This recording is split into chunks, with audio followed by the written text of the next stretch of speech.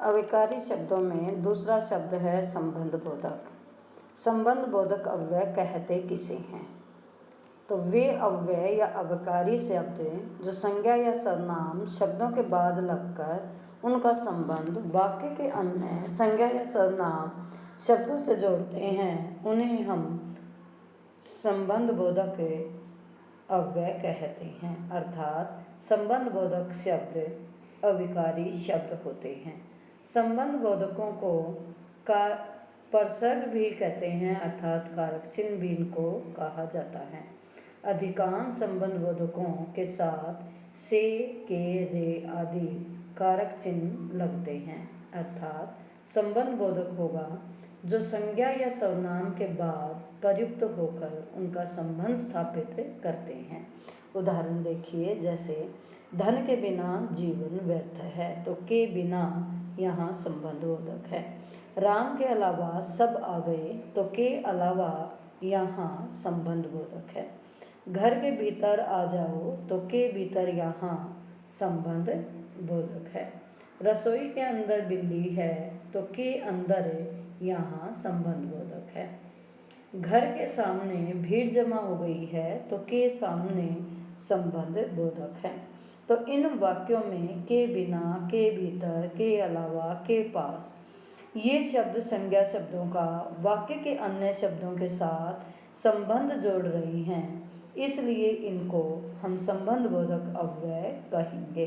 अर्थात संबंध बोधक अव्यय ध्यान से सुने, जैसे के पहले, की ओर, की तरफ, के साथ, के संग, के अनुसार, के बदले, की जगह, के अलावा, के कारण, से लेकर या से तक इन शब्दों का प्रयोग उनमें होता है, तभी वे संबंध बोधक अव्यय कहलाते हैं।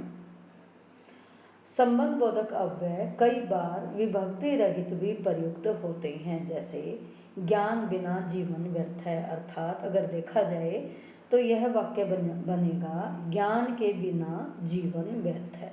अर्थात यहाँ विभक्ति विलुप्त है, छिपी हुई है, स्पष्ट नहीं है, लेकिन अगर इसको हम आराम से देखें तो इसमें छिपी हुई है कि ज्ञान के बिना के जो है विभक्ति चिन्ह जो है छिपा हुआ है।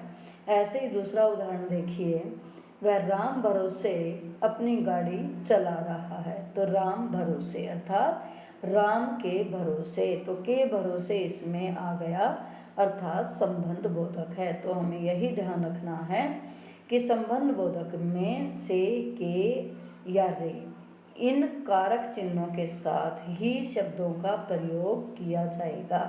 जैसे यहाँ के सामने संबंध बोधक अव्यय, इसका पद परिचय बनेगा घर और भीड़ के मध्य संबंध स्थापित कर रखा है। वाक्य था घर के सामने भीड़ जमा हो गई है। इसी तरह दूसरा उदाहरण हमारे सामने है, रसोई के अंदर बिल्ली है, तो के अंदर अर्थात संबंध बोधक अव्यय रसोई और बिल्ली के मध्य संबंध स्थापित कर रहा है। ऐसे ही हम दूसरे भी उदाहरण ले सकते हैं, जैसे माताजी घर के अंदर हैं, तो के अंदर यहाँ संबंध बोधक है। तो हमने यही ध्यान रखना है कि संबंध बोधक में अव्यय का प्रयोग अवश्य होता है, और संबंध बोधक का परिचय देते समय हमें संबंध बोधक और किन शब्दों में संबंध है